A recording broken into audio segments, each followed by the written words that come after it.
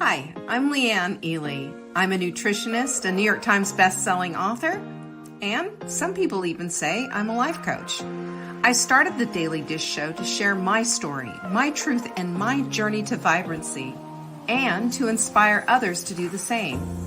Because it's all about grit, perseverance, and finding a way despite the odds. It's about embracing the whole woman, not just the parts that are easy to love, and feeding her heart, mind, body, and soul. But I found that this isn't just my story, it's your story too. It's go time. This is the Daily Dish. Hello everyone, it's Monday. Yay! Hello Vanessa. Jocelyn is in the house. Catherine, Jeanette, Alice. Yay! We're gonna have a good time today.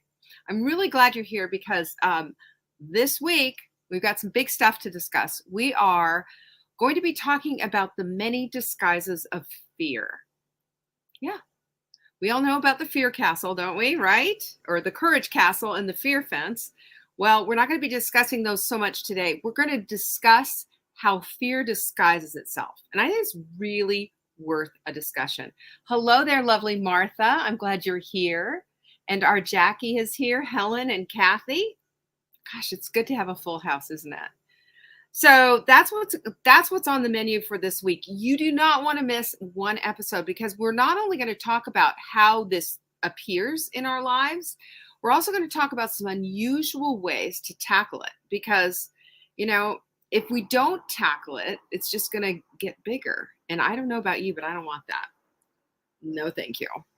As you can tell, the weather's starting to get a little cooler. It was 49 degrees this morning, which I have to say, I object, Your Honor, because I am not ready for winter just yet. Thank you very much. I'm still enjoying spring or summer rather. And I know fall, blah, blah, blah, but I'm still not ready for fall because after fall means, you know what, the W word. So how is everybody's weekend? I hope you had a good one. I hope you enjoyed it. It really was a beautiful, beautiful weekend here in the Carolinas, in the mountains of the Carolinas. We also have news because it's Monday. We always have new stuff available. And I am really excited about our special of the week because this is I created this. I didn't create it, but I mean, it was my idea to get it because I used it with another brand. And it wasn't as effective as it could have been because of all the studies that I had read on it. And it is, are you ready? It's Carb Cutter. Carb Cutter. It's a buy one, get one. This goes in my car. It goes in my purse. It stays on my countertop. This is excellent. This is white kidney bean extract. And if you take it, do 3 caps, not 2. 3 caps is where you get the therapeutic value.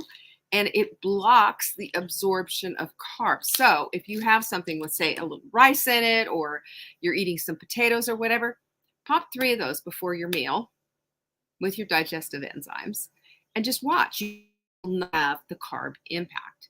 What it does is it blocks the amylase in your mouth so you digest it without absorbing the sugar impact that carbs have. And I'm going to tell you what, it is super helpful. And that's why we're doing buy one, get one. You could order 4 bottles. We will send you 8. Okay. It's all set up. All you have to do is go to savingdinner.com/show. Now, I know how you like your office supplies, ladies. I do. The other thing that we're going to throw in the box, because we have some goodies hanging around, is some of our full bloom pens. We have these cute little pink full bloom pens. They say full bloom right on them.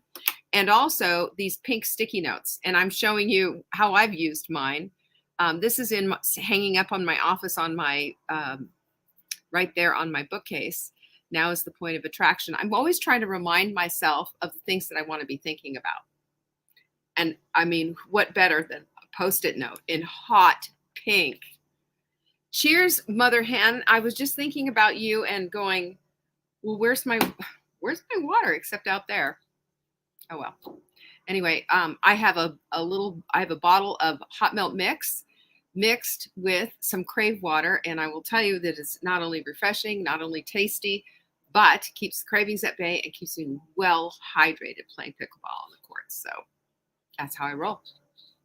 Anyway, let's see. What else do I have to tell you about? You know how it is. Hi, Linda, by the way. Good to have you here. The other thing that you need to know about is that we have, of course, we have our Etsy shop. You can find that at savingdinner.com/Etsy. We have free shipping on any order over $300. You know why we're doing this, by the way?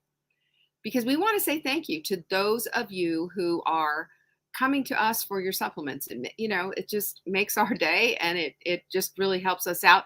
We want to help you out back. You scratch my back, I'll scratch yours. If you're in the lower 48, you're going to get free shipping. The other thing that you need to be looking at is that we have the Hot Melt Progress Party tonight. If you are part of the Hot Melt 30, check your email. There's a link, and you want to do that. Okay? It's just going to be a quick check-in, see how everybody's doing. We're going to rah, because we want to finish strong. And that's what this is all about. Lastly, we have the Rising Tide. That is coming, y'all. The Rising Tide is on the way. It's coming in just, a week from tomorrow. And will you just do me a favor and just go to savingdinner.com/rise. Read the page. Does this apply to you? Is this something that might make a difference? Would a one-on-one with me help? Hot seats, being with women who are like-minded, would that help you? Think about it, and then click on that link and just be a part of this group. It's going to be amazing. Our quote of the week, of course, is, "Oh, what we could be if we stopped carrying the remains of who we were." How's that for a zinger? I'm telling you, that is a zinger and a half. So I'm going to tell you what right now, if you're done with that and you just want to get on with it, then you're in the right place, because in today's show, we're going to be talking about fear. Fear.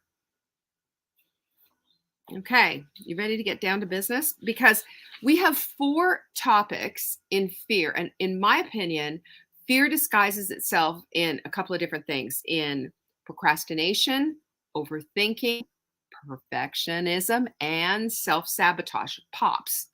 POPS. We're not going to deconstruct all of them because we don't have enough time today. But what we can do is deconstruct procrastination. And I want to talk about procrastination because I think procrastination is the mother of perfectionism. I think procrastination is, it's often perceived, funny enough, as like a lack of discipline, or that you're lazy, or poor time management, or whatever. But I think more often than not, it is rooted in a deeper fear of failure, a deeper fear of success. And I think what we need to do is understand this connection in depth so that we can unearth it, unroot it, and start planting the right seeds. What do you think of that idea? Pinkies up on that? Well, the first thing we need to do, as we're understanding procrastination as a root of fear, is understand this whole idea of fear of failure. We say this all the time, and I've always thought, what is that about? Fear of failure.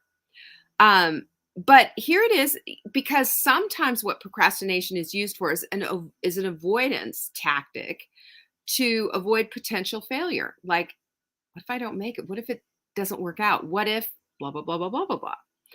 And when we delay the initiation or even the completion of a task, you find yourself shielded from the immediate possibility of failing. Do you want to hear something? What a lot of people do too? We do this with products. We have product procrastination. And I found myself with some skincare stuff in my, in my drawer. And I thought, why is there just this much left? Or like a hair care thing of just this much left. Finish the damn bottle, right? And I'm thinking, because I want to save it. For what?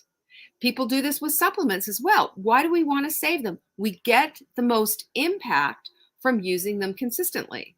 Skincare, supplements, and yet we do this. How many of you do this too? I want you to, true confessions here. I know I'm not the only one that does this, but this fear of failure is it's something that a lot of you do this too. See, Vanessa, I knew there were. Vanessa's been the only brave one yet at this. Nancy, you do it too. Isn't it weird? Do you find, I mean, I just finally started questioning myself on that because I've got these little odds and ends stuff and what I keep my hair care stuff in. I'm looking at, why is it overflowing? You guys, thank you so much for telling me. And I just thought that was such an odd thing to do. And then I thought, I bet there are other people out there that do the same thing. I'd rather run out, you know? So what I've done is I pulled this stuff out and said, this week I'm going to get rid of this stuff. I'm going to get through all of this stuff. So I'm glad to hear I'm not the only one. And two, of course, for this whole procrastination thing is fear of success because, you know, there's expectations when you succeed in something. There's also responsibilities that come with that. Like if you succeed and you get a raise at work or a promotion or something, that there are going to be a new sets of expectations on you. There's going to be new things on you. So while the fear of failure fosters a cycle of underachievement, you know, what it's going to do is it's going to limit your potential, obviously, and it's going to crush your self-esteem.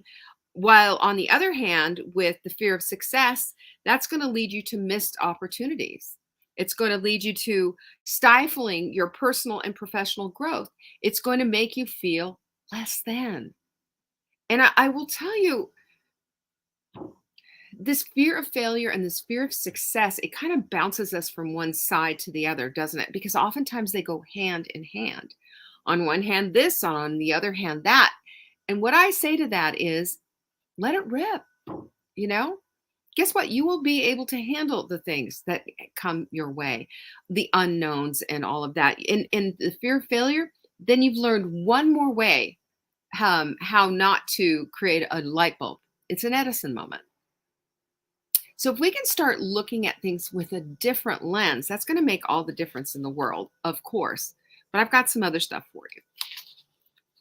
And then there's the fear of judgment. Anyone? Come on. Kathy, that's good. I get it, Kathy. The fear of judgment. People often procrastinate to avoid being judged. They do. They don't want, you know, anybody looking. They don't want to be scrutinized, their work scrutinized. They don't want their decisions being looked at with a hypercritical eye. They just don't want it. And so when we get into that place of not wanting that, then it shrinks us back and says, then we're just not going to attempt anything at all. And you know what that is? That's performing for other people. That is an imaginary stage, in an imaginary theater with an imaginary audience of people sitting there looking. Do you really think people are going to be looking that much at you? I think we're really dead wrong on this. People aren't lined up buying tickets for your failure performance. They're not. Or they're not lined up so that they can judge you. They have other things going on in their lives, you know? And the ones that jump up and start screaming, wait a minute, let me judge you. Are they friends or are they foes? For real. Are they frenemies or, you know, pretending to be friends? And loved ones, will we just care?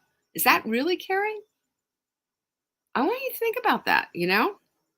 Because the impact of this is that it will hinder your personal development. It will stop everything in its tracks. It fosters a lack of confidence. It impacts your life negatively, and it gives you absolutely nothing in return because your energy output is tremendous, and what you get back is zero. Zero. And then number 4 is when you have a fear of making decisions, guess what happens? You decide to start a task, and then that means that you're going to have to make choices. Is it going to be blue or is it going to be red? Is it going to be big? Is it going to be small? Are you going to handwrite it out? Are you going to type it up? What are you going to do with all of this? You know, what is this all going to be about? But then that can sometimes take us to the place of fear of, ooh, what if it's the wrong choice? What if it's this? And then procrastination, of course, rears its ugly head and says that you just don't have to make a decision. And then you don't make a decision. And when you don't make a decision, you still make a decision. And it's the decision of not deciding and falling into whatever comes your way, or not having the task done, or whatever. And if that doesn't make you feel bad, you know, it's just terrible. And you know what this does? It fosters indecision. And you want to talk about judgment? You know what people say about that, about not being able to make a decision? They'll say they have no spine, they have no opinion, they have no backbone, you know? So I get it, that sometimes it's difficult to make constructive, timely decisions. Sometimes it's being in a rock and a hard place. But it's a necessary component if we're going to be grown-ups in this world, and if we are going to take on things and make decisions.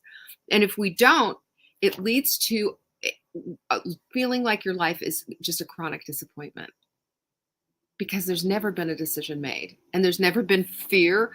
There's never really been true failure, because you never really tried. You never really had to. And then I will tell you, the regrets will come later. We have to look at these things, procrastination isn't pretty. And then there's one that, I don't know. I don't know how I feel about this, but I think that it might be true. And that's the fear of losing oneself, into a task. So when you're engaged deeply into something, it might have this idea that if I do this really, really well, I'm going to lose myself and I'm going to become somebody else. I'm going to become this different person. Like if you had a big promotion or something like that, do I have it in me, is the kind of thing. But again, back to the whole thing, what does it do? It hinders personal growth. It hinders this idea of self-exploration and curiosity about what your life could possibly be. It gives you a stuck place. It gives you a comfort zone of epic proportion. And it prevents you from exploring the potentially rewarding opportunities that are out there. You only get what you ask for and what you put out for and what you create. And I always have a million pickleball analogies for this, but I have played some of my best games these last few days. And it was from a friend of mine who said to me, this is what you need to do. This is where you're good. And because you're tall and you've got this big old wide, get up there and just, so that when you come up to the net, that they're going, oh, here she comes. Because I've been too nice. I've been just putting back and I'm trying to figure out all this technique and stuff. But what I'm good at is the thing that I should be doing. And that's precisely what this is. You don't lose your sense of self if you be yourself in this thing that you want to get done. I want you to really think about that, because who you are is so deeply tied to your inner strength. It's deeply tied with the things that you're wanting to accomplish. And so often we don't let them out, or we procrastinate it away, and we have this fear that we're going to not perform well, or we can't do it, or we'll succeed, or I'm not going to be the same person. Oh my gosh, that's not true. It's precisely not true. So how do we counteract this stuff? We have to look at procrastination as a thing, because it happens to all of us. And if this is the case, then what can we do? Well, the first thing is, let's deconstruct that task. What's on your plate? What do you have to do? If you break it down into small, itsy bitsy bites, almost ridiculously small, then oftentimes it takes away some of the intimidation factor. It helps you to see that, it's just a bunch of little steps together. That's all it is. Put on your shoes, drive to the place, things like that. And if we can do that, then we can start to see, it's like, I don't remember who said it, but somebody was talking about how intimidated they were about someone. This is an old quote. And it was that, they put their pants on one leg at a time, just like I do, was their answer to not feeling intimidated by, some big wig guy. I don't remember what the exact thing is, but you do. You know what I'm talking about. Number 2 is there are pre-commitment devices out there. So what we've done is we've done a pre-commitment device in the Hot Melt 30. Speaking of that, because we're going to be getting together tonight and, powwowing and talking about where we are. But our pre-commitment device was we had a commitment signing party right then on, I guess it was August 30th, 1st or September 1st or whatever. But that is making an agreement that puts us in the place of saying, I am agreeing to do these things so that I can have all the things that I want. And the deadline is obvious because it's Hot Melt 30. It starts on September 1st. It ends on September 30th. Everything about it is pretty obvious. And when we put this commitment in place, it changes the whole trajectory of what this whole adventure is about. That's why that's there. And what that does is it adds a little sense of obligation and urgency to get this task completed. This is how many times have you signed commitments and contracts in your life? If you bought a car or you bought a house or any kind of a thing like that, every time you buy groceries, and you use your credit card, you're signing that receipt. It's a contract. I'm paying for this kind of a thing. So the other thing you can do is if you get stuck and you start thinking, oh, I just can't. Before you even start the task, visualize the time that you actually did follow through and go for it, even though you had all this fear and this procrastination pinging you around. We can look at past experience, the good stuff, and start saying, yeah, and get the motivation from there. Oftentimes what we do, though, is we look at the past and we look at all the bad stuff and beat ourselves up. How helpful is that? What we want to do, and remember, we talk about this all the time, is if we're going to use anything from our past, it's from the experience file. That's it. What was the lesson we learned? That's it. We don't need the emotive stuff that's going to beat us up. We need the stuff that's going to help promote us and move us forward. That's what this is all about. And when we visualize our past successes, what are we doing? We're fostering a positive mindset. We're reducing the fear that's associated with the task at hand. And we're giving ourselves an atta girl and saying, see, if you did this, you can do that. I don't know about you, but I need that. And occasionally, I can go through and look in any of my journals because I will write down my wins in my journals, in my Take Back Your Life journal. There's a place for your wins. And it's sometimes helpful to go back and review those wins and say, see, if I did it then I can do it again. This is how we overcome this stuff. And the other one is the 2-minute rule or do-it-yourself rules. And the reason I have that is because, I think sometimes we need rules. So, for example, 2-minute rule. A 2-minute rule is if you can do it in 2 minutes, don't procrastinate it. Just do it right then and now. Right now, in 2 minutes, get her done. Do-it-yourself rules are giving yourself rules of operation. Like, I will not go to bed until X, Y, and Z is done. Or like if you're a procrastinator getting the dinner dishes done, for example, I will not sit down and do, TV time or whatever it is until those dishes are done. Making yourself rules helps. Closing your kitchen's closed. It helps to reset your brain. It helps to stop all of those old habits that just run over us and put us in the procrastination zone. Because the procrastination zone is also a place of comfort, except for the regret it causes later. Am I right? You know what I'm talking about. And then the other thing is, there's negative reinforcement, which is like you say, hey, this is what I'm trying to get done. And I've talked about this one before. And if I don't, I want to give money to X, Y, and Z charity that I hate. It actually costs you money to do it.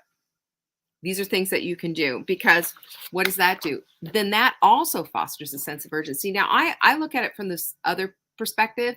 I would rather be rewarded than have this kind of a negative impact. But for some people, having the negative impact is more of a needle mover than having the positive impact. But you decide. I'd rather say, instead of here's $100 to a charity I hate, I don't want that kind of punishment. Here's $100 to do something that I love. Go get a pedicure and a manicure and a massage or whatever. I'm on it. That's the one that I like. So understand then that procrastination is deeply looped into this whole idea of fear, and it impacts our life significantly by breeding underachievement and dissatisfaction. It does. And I think oftentimes we tiptoe around these words like underachievement and not following through and all those things because that's a beat up kind of a thing. But that's what's going on when we procrastinate away our lives. But if we can identify the fear that we're talking about underlying procrastination, then we can employ some of these ideas that are going to keep us out of that snare. Because when we're trapped by procrastination, we are living with the fear fence all around our lives. And there's nothing satisfying about that. It's paralyzing. It doesn't give us the deep sense of loving what loving our lives could be about. And I'll tell you, that's what vibrancy is. And if you're sitting there thinking, yeah, this is what I want, well, I'm going to just give you one word. Check out the rising tide. We have 3 months left. There's 99 days till Christmas today. 99 days. It's almost done. This year is almost done. What if you could take these last 3 months and completely change the whole trajectory of your life because you followed through on your goals? That's what I'm talking about. That's what I'm talking about. savingdinner.com/rise. That's where you're going to find it. And if you missed any of the announcements today, of course, go to savingdinner.com/announcements. And I will see you tomorrow for Transformational Tip Tuesday. We're going to be talking about another form of fear. See you then. Peace be with you. Bye-bye. Thank you for joining me today. You can find me on TikTok for daily tips to help support your most vibrant life. And remember, you are the author of your own story. Until next time.